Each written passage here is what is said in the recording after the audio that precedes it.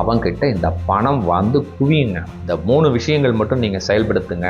100% பணம் உங்களை நோக்கி வந்தே தீரும். பணம் உங்களை ரொம்ப லவ் பண்ணும். பணம், பொருளாதாரம், செல்வம் உங்களை நேசித்தே தீரும்.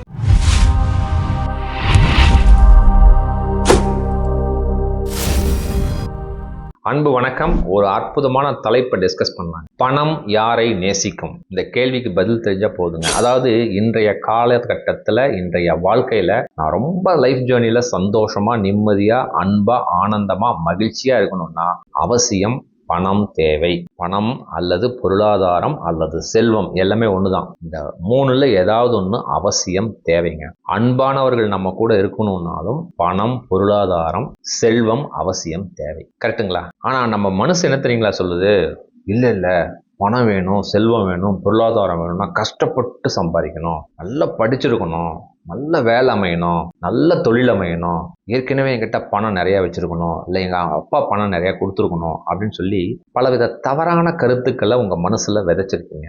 ஒன்று சொல்லட்டுங்களா? கொஞ்சம் உங்கள் வாழ்க்கையோட பொருத்தி பார்த்து, உங்கள் ஊரில் நிறைய பணக்காரர்கள், கோடீஸ்வரர்கள் இருப்பாங்க, கொஞ்சம் பொருத்தி பாருங்க, ஒரு உண்மை தெரியும். இதை விட நான் சொன்ன இந்த காரணங்களை விட அவங்க கிட்ட இந்த 3 சூட்சமங்கள் அவங்க ஃபாலோ பண்ணுவாங்க. இந்த 3 சூட்சமங்களை நீங்களும் ஃபாலோ பண்ணீங்கன்னா பணம், பொருளாதாரம், செல்வம் உங்களை நேசித்தே தீரும், உங்ககிட்ட இருந்தே தீரும். இவ்வளவுதாங்க கான்செப்ட். அடுத்த 10 நிமிஷத்துல இதை புரிஞ்சு நீங்க செயல்பட்டால் உங்களிடம் பல லட்சங்கள், பல கோடிகள் வந்தே தீரும். இதுல ஏதாவது சந்தேகங்கள், கேள்விகள் இருந்தா என்னுடைய வாட்ஸ்அப் நம்பர் 9342197811 வாய்ஸ் மெசேஜ் பண்ணுங்க. கட்டணம்லாம் எதுவும் கிடையாதுங்க. நான் எப்ப ஃப்ரீயா இருக்கிறேனோ உங்களுக்கு டைம் ஸ்லாட் கொடுக்குறேன். 100% பேசி சொல்யூஷன் நோக்கி போகலாம். 100% இந்த பணம், இந்த பொருளாதாரம், இந்த செல்வம் உங்களை 100% நேசிக்கும் அப்படிங்கிற நம்பிக்கை தன்மையில இந்த வீடியோவை செயல்படுத்திருக்கேன். சிறப்பா வீடியோக்குள்ள போலாங்க. அது என்ன சார் அந்த 3 சூட்சமம்? ஃபர்ஸ்ட் சூட்சமம் எல்லாருக்குமே தெரியும். ஒரு டார்கெட் வைக்கணும், ஒரு இலக்கு வைக்கணும், ஒரு கோல் வைக்கணும்ட்டு. ஆனால் நான் சொல்றது அங்கே கிடையாதுங்க. எந்த இலக்குகள், எந்த டார்கெட்டாக இருந்தாலும் 100% நீங்கள் வைங்க. ஆனால் 4 பேருக்காக வைக்காதீங்க. நிறைய பேர் அப்படிதான் தப்பு பண்ணுறீங்க. சார் எங்கள் ஃபேமிலியில் எல்லாருமே டாக்டருக்கு படிச்சிருக்காங்க சார், நான் கட்டாயம் டாக்டருக்கு படிக்கணும் சார். இது கோல் கிடையாது, இது டார்கெட் கிடையாது. ஏன்னா நீங்கள் மற்றவனுக்காக நீங்கள் செய்கிறீங்க, இது உங்கள் இலக்கே கிடையாது. ஸோ எந்த இலக்காக இருந்தாலும் தனிப்பட்ட முறையில் உங்களுக்கு பிடிச்சிருந்தா அது இலக்காக வைங்க. நிறைய பேர் பண்ணுற தப்பு, எங்கள் அக்கா பையன் ஐடியில் போயிட்டான், நீ ஐடியில் தான்டா போகணும்னு சொல்லி ஃபோர்ஸ் பண்ணுறது. இதை ஒரு டார்கெட்டாக வைக்கிறது ஜெயிக்க மாட்டோம். அப்படியே ஜெயிச்சாலும் கஷ்டப்பட்டுகிட்டே இருப்போம். அவன் டீ கடை வச்சுட்டான், நான் டீ கடை வைக்கணும். அவங்க பியூட்டி பார்லர் வச்சுட்டாங்க, நான் பியூட்டி பார்லர் வைக்கணும். அவங்க டெக்ஸ்டைல் வச்சுட்டாங்க, நானும் டெக்ஸ்டைல் வச்சு சம்பாதிக்கணும் அப்படின்னு சொல்லி இலக்க வச்சிங்கன்னா 100% தோக்கிறது நீங்கள் தான். அதனால இந்த 4 பேருக்காக, மற்றவங்க சொல்கிறாங்கங்கிறதுக்காக உங்கள் இலக்கினை நிர்ணயம் செய்யாதீர்கள். இந்த மாதிரி இலக்க நிர்ணயம் செஞ்சீங்கன்னா வாழ்க்கை ஃபுல்லாக கஷ்டப்பட்டுக்கிட்டு தான் இருக்கணும். பணம் வரும் போகும், நிலையா உங்ககிட்ட இருக்காது. அப்போ இந்த வீடியோ பார்த்த நொடியிலிருந்து எந்த இலக்கு உங்களுக்கு என்ன தேவை, கடினமான இலக்கா இருந்தாலும் பரவாயில்ல, உங்களுக்கு பிடிச்சிருந்தா அந்த இலக்கை ஃபர்ஸ்ட் ஃபிக்ஸ் பண்ணுங்க. இல்லைன்னா சப்பாத்திக்காரன் பொண்டாட்டி அழுகிற மாதிரி நம்ம புலம்பிகிட்டே இருக்கிற வேண்டியதுதான். அது என்ன சார் சப்பாத்திக்காரன் பொண்டாட்டி? ஒரு சின்ன கதையை சொல்கிறேன், இந்த புரிதல் தன்மை உங்களுக்கு ரொம்ப யூஸ்ஃபுல்லாக இருக்கும். ஒரு ஆஃபீஸில் ஒரு 10-15 பேர் வேலை செய்கிறாங்க. அந்த ஆஃபீஸில் பார்த்தீங்கன்னா 3 பேர் திக் ஃப்ரெண்ட்ஸ்.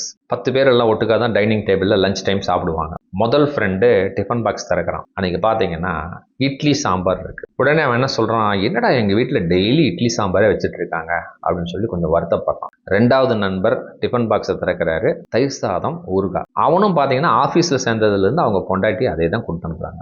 3வது நண்பர் டிஃபன் பாக்ஸ் திறக்கிறான், சப்பாத்தி, குருமா. இதை தவிர அவங்க வேற எதுவுமே கொண்டு வந்ததே இல்லை. 3 நண்பர்களும் பயங்கரமாக டிஸ்கஸ் பண்ணுறாங்க. அந்த இட்லி சாம்பார் நண்பன் என்ன சொல்கிறான், இன்னைக்கு போய் பொண்டாட்டிக்கிட்ட நான் சொல்ல போகிறேன், அடுத்த 10 நாளுக்கு அப்புறம் டெய்லி ஒவ்வொரு வெரைட்டியாக நான் கொண்டு வருவேன். அப்படி மட்டும் என் பொண்டாட்டி போட்டு தரலன்னா இந்த ஜன்னல்ல இருந்து குதிச்சு செத்து போயிடுவேன் அப்படிங்கிறான்.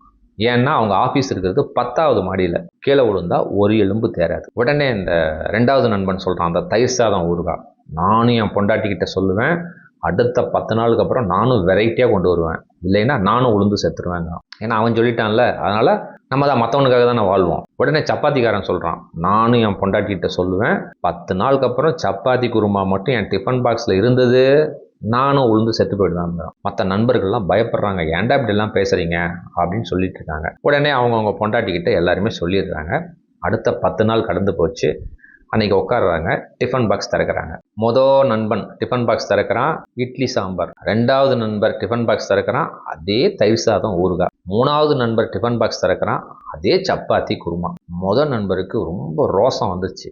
நான் குதிக்கிறேன்டா அப்படின்னு சொல்லிட்டு டக்குன்னு ஜன்னல் வந்து குதிச்சு கீழே வந்து செத்து போயிட்டான். ரெண்டாவது நண்பர், நானும் என் பொண்டாட்டிகிட்ட சொன்னேன், அவள் செய்யலை அப்படின்னு சொல்லிட்டு அவனும் ஜன்னலில் வந்து கீழே குதிச்சு செத்து போயிட்டான். மூணாவது ஆள், எனக்கு இன்னைக்கு சப்பாத்தி வந்துச்சுன்னு சொல்லிட்டு அவனும் கீழே குதிச்சிட்டான். 3 பேரும் செத்து போயிட்டாங்க. ஆஃபீஸில் இருக்கிறவங்க உடனே எல்லாரும் பொண்டாட்டிக்கும் ஃபோன் பண்ணுறாங்க, வாங்க இந்த மாதிரி ஹாஸ்பிட்டலில் இருக்காங்க, இறந்துட்டாரு வாங்கன்ன உடனே அந்த இட்லி சாம்பார் பொண்டாட்டி அழுகுது. ஃப்ரெண்ட்ஸ் எல்லாம் சொல்கிறாங்க, இந்த மாதிரிமா 10 நாளும் அதே இட்லி சாம்பார் கொண்டு வந்ததுனால 11வது நாள் அதே இட்லி சாம்பார் இருந்ததுனால செத்து போயிட்டாரு, மாடியிலேருந்து குதிச்சு விழுந்துட்டாருன்னொன்னே, ஏங்க இது இந்த மாதிரி ஒரு போட்டி வச்சிருக்கிறேன், பந்தயம் வச்சிருக்கிறேன்னு என்கிட்ட சொல்லியிருந்தா நான் அவருக்கு வேற ஏதாவது செஞ்சு கொடுத்துருப்பேனே, இந்த மாதிரி சொல்லிட்டாரு, இதை என்கிட்ட அழுத்தமாக சொல்லியே அப்படின்னு சொல்லி அழுகுறாங்க. தயிர் சாதம் ஊறுகாய் பொண்டாட்டி, இவர் எப்போவுமே சொல்லுவாருங்க, பிடிச்சு என்கிட்ட சொல்ல மாட்டாருங்க அப்படின்னு சொல்லி நான் அதையே பண்ணிட்டேன், கொஞ்சம் சொல்லியிருந்தா நான் செஞ்சுருப்பேனே, ஒரு உயிர் போயிடுச்சு அப்படின்னு சொல்லி அழுதுட்டு இருக்காங்க. சப்பாத்தி குருமா பொண்டாட்டி யோசனை பண்ணிக்கிட்டே இருக்குது.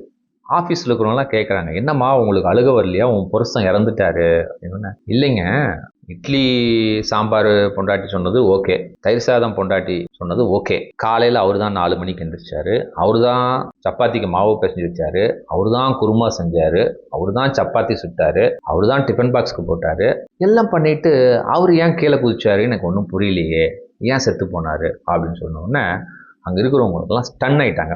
இதுதாங்க உண்மை. அதாவது மற்றவனுக்காக 4 பேருக்காக நம்ம வாழ்ந்துட்டு இருக்கோம். இதுதான் சப்பாத்திக்காரனோட லைஃப். அதனால இந்த வீடியோ பார்த்த நொடியிலிருந்து உங்கள் தேவைகள் எதுவாக வேணா இருக்கட்டும், இலக்குகள் எவ்வளோ பெருசாக வேணா இருக்கட்டும், உங்களுக்கு பிடிச்சிருக்கா 100% அந்த இலக்கை ஃபிக்ஸ் பண்ணுங்க. மற்றவனுக்காக மற்ற 4 பேருக்காக உங்கள் இலக்கை நீங்கள் ஃபிக்ஸ் பண்ணிங்கன்னா, சப்பாத்திக்காரன் பொண்டாட்டி கேள்வி கேட்ட மாதிரி நம்ம வாழ்க்கையில் கேள்வி கேட்டுகிட்டே இருக்க வேண்டியதுதான், நம்ம இலக்கை அடையவே முடியாது. நல்லா பாருங்கள், கரெக்டான இலக்கு அவனுக்கு பிடிச்சதை நீங்கள் வச்சிங்கன்னா அந்த பிஸ்னஸ் அந்த வேலையில் நீங்கள் நம்பர் 1 இருக்கிறதுல 100% உண்மை. அவனை மட்டும்தாங்க பணம் நேசிக்கும். முடிஞ்சு போச்சுங்களா? 2வது சூட்சமம் ரொம்ப முக்கியமானதுங்க.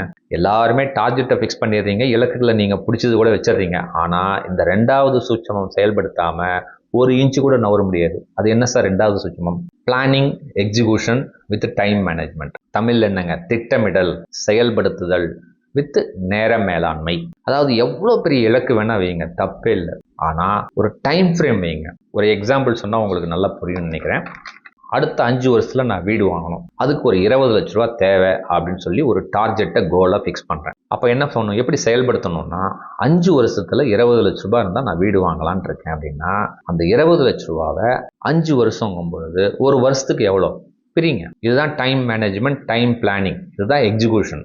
அப்போது ஒரு வருஷத்துக்கு 4 லட்ச ரூபா வேணும். அப்போ ஒரு மாதத்துக்கு 33,000 ரூபா வேணும். அப்போ ஒரு நாளைக்கு 1,100 ரூபா வேணும். அப்போ ஒரு நாளைக்கு 1,100 ரூபா வந்தால் அடுத்த 5 வருஷத்துல என்னோட இலக்கை தட்டி தூக்கலாம். இவ்வளோதான கான்செப்ட்.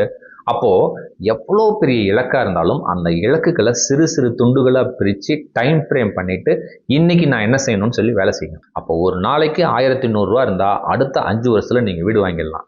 அதே 1,200 ரூபாங்கிறது நீங்கள் 2,000மோ 3,000மோ சம்பாதிச்சா 3வது வருஷத்துலேயே நீங்கள் வீடு வாங்கிடலாம். இவ்வளோதாங்க கான்செப்ட். இப்போ புரியுதுங்களா? அப்போது உங்கள் இலக்குகளை கடினமான இலக்காக இருந்தாலும் சிறு சிறு துண்டுகளாக பிரித்து அதை எக்ஸிக்யூட் பண்ணுங்க. இன்னொரு உதாரணம் சொல்லட்டுங்களா? ஒரு 160 பக்கம் இருக்குது, படிக்கணும். 30 நாள் டைம் கொடுத்துருக்காங்க. எப்படி படிப்பீங்க? நாளைக்கு படிக்கலாம், நாளைக்கு படிக்கலாம். ஏன்னா நம்ம தான் அந்த ஷார்ட்ஸ் பார்த்துட்டா 3 மணி நேரம் 6 மணி நேரம் போயிடுது, ஒரு நாள் கூட வேஸ்ட்டாக போயிடுது. அப்போது உங்கள் இலக்கு வச்சுட்டீங்க, 120 பக்கம் 30 நாளில் படிக்கணும்னு இலக்கு வச்சுட்டீங்க. ஆனால் உங்ககிட்ட planning execution with time management இல்லை. எப்படி பண்ணலாம்? சரி, 120 பக்கம் இருக்குது. அப்போ ஒரு நாளைக்கு எத்தனை பக்கம் படிக்கணும்? 4 பக்கம். அப்போ காலையில் ஒரு 2 பக்கம் படிக்கலாம், மத்தியானம் ஒரு பக்கம் படிக்கலாம், சாயந்தரம் ஒரு பக்கம், மொத்தம் 4 பக்கம். முடிஞ்சு போச்சா? இதுதான் அந்த இலக்கை பிளான் பண்ணுறது. Planning execution with time management, இதுதான் சொல்லுவாங்க. இப்போ புரியுதுங்களா? இது ஆங்கிலத்தில் ரொம்ப சூப்பராக சொல்லுவாங்க, எலிஃபேண்ட் ஈட்டிங் டெக்னிக். எலிஃபேண்ட்னா என்னங்க? யானை. யானையை நம்ம சாப்பிட முடியுமா? ரொம்ப பெருசு, ரொம்ப பெரிய இலக்கு. ஆனாலும் நீங்கள் வித் டைம் மேனேஜ்மெண்ட் பண்ணிங்கன்னா, கரெக்டாக இலக்கை ஃபிக்ஸ் பண்ணி ஒரு வருஷம், ஒரு மாதம், ஒரு நாள், 1 மணி நேரத்துக்கு என்ன சாப்பிட்ணுன்னு ஃபிக்ஸ் பண்ணிங்கன்னா ஈஸியாக சாப்பிட்டுட்டு அந்த யானையே சாப்பிட்றலாம். இப்போ புரியுதுங்களா? அப்போது எவ்வளோ கடினமான இலக்காக இருந்தாலும் நீங்கள் அந்த இலக்குகளை ஒரு டைம் மேனேஜ்மெண்ட் பண்ணி நீங்கள் செட் பண்ணிங்கன்னா 100% அந்த இலக்கை அடைஞ்சே தீருவீங்க. இதுதான் 2வது. இந்த மாதிரி பர்சனுக்கு தான் பணம் 100% இருக்கும். பணம் அவர்களை நேசிக்கும்.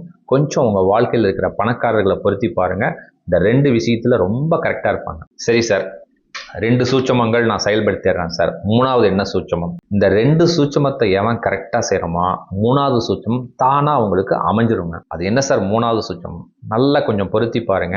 கடனுக்கும் உதவிக்கும் நமக்கு அர்த்தம் தெரியல. ஆனால் பெரிய பெரிய பிஸ்னஸ்மேன், கோடீஸ்வரர்கள், லட்சாதிபதிகள் கடனுக்கும் உதவிக்கும் வித்தியாசம் 100% அவங்களுக்கு தெரிஞ்சிருக்கும். நமக்கு ஏன் தெரியலன்னா நம்மக்கிட்ட டார்கெட் கரெக்டாக வைக்கிறது இல்லை, அதை பிளானிங் பண்ணுறதில்ல, எக்ஸிக்யூஷன் பண்ணுறதில்ல, டைம் மேனேஜ்மெண்ட் பண்ணுறதில்ல. அதனால் கடனுக்கும் உதவிக்கும் வித்தியாசம் தெரியறதில்ல. கடனை வாங்கிட்டு எனக்கு யாருமே உதவலை, என் அண்ணங்காரன் உதவலை, எங்கள் அப்பா உதவலை, தம்பி உதவலை, எல்லாருக்கும் ஹெல்ப் பண்ண யாரும் உதவலைன்னு சொல்லி புலம்பிட்டு இருக்கிறது நம்ம தான். ஸோ அந்த கடனை பற்றிய புரிதல் தன்மை வேணும். கடன் வாங்கிட்டா நம்ம 100% திருப்பி கொடுக்கணுங்கிற ரெஸ்பான்சிபிலிட்டிஸ் வேணுங்க. ஸோ இந்த கேரக்டர் இருந்தால் தான் பணம் உங்களை நேசிக்கும். புரியுதுங்களா? கடனை வாங்கிறது, அது வாங்கலாம்னு செஞ்சேன் சார், இது வாங்கலாம்னு செஞ்சேன் சார், அவன் உதவலை, எவன் உதவலைன்னு சொல்லிட்டு குறை சொல்லிக்கிட்டே இருக்கிறது. அந்த கேரக்டர் இருந்தால் பணம் உங்களை நேசிக்காது. அதே மாதிரி உதவின்னா அர்த்தமே தெரியுது இல்லைங்க. உதவின்னா என்னங்க? இப்போது நான் ரோட்டில் போயிட்டுருக்கேன், ஒரு ஃப்ரெண்டுக்கு ஆக்சிடென்ட் ஆகிடுச்சு. உடனே பார்த்துட்டேன், அவரை கொண்டு போய் ஹாஸ்பிட்டலில் போய் சேர்த்திட்டேன். அவர் பொழைச்சிக்கிட்டாரு. ரொம்ப நன்றி சிவா, நீ ரொம்ப ஹெல்ப் பண்ணிட்ட.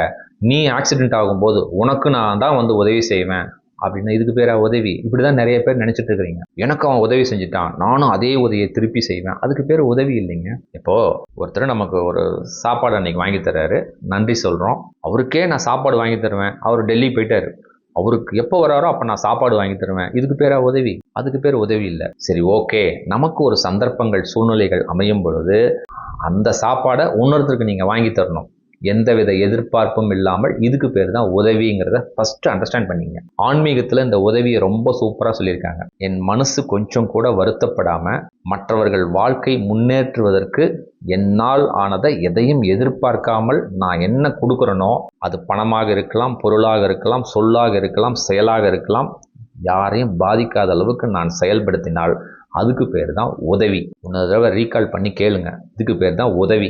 இந்த கடனை பற்றியும் உதவியை பற்றியும் எவன் ஒருத்தன் புரிஞ்சிருக்கிறானோ அவன்கிட்ட இந்த பணம் வந்து குவியுங்க. இந்த 3 விஷயங்கள் மட்டும் நீங்கள் செயல்படுத்துங்க, 100% பணம் உங்களை நோக்கி வந்தே தீரும். பணம் உங்களை ரொம்ப லவ் பண்ணும். இந்த 3ல் எதையாவது ஒன்று மிஸ் பண்ணிங்கன்னா பணம் உங்ககிட்ட இருக்காது. அப்படியே பணம் இருந்தாலும் கஷ்டப்பட்டுக்கிட்டே இருக்கணும். ஸோ இந்த 3 விஷயங்களை இம்ப்ளிமெண்ட் பண்ணுங்கள். 100% உங்கள் வாழ்க்கையில் பணம் உங்களை நேசித்தே தீரும். இது செயல்படுத்தல ஏதாவது கேள்விகள், சந்தேகம் இருந்தால் என்னுடைய வாட்ஸ்அப் நம்பர் ஏற்கனவே கொடுத்துருக்கேன், வாய்ஸ் மெசேஜ் பண்ணுங்கள், நலமாக பேசலாங்க. இந்த வீடியோ உங்கள் வாழ்க்கையில் ஒரு மிகப்பெரிய மாற்றத்தை கொடுத்துருக்கும் அப்படின்னு நான் நம்புகிறேங்க.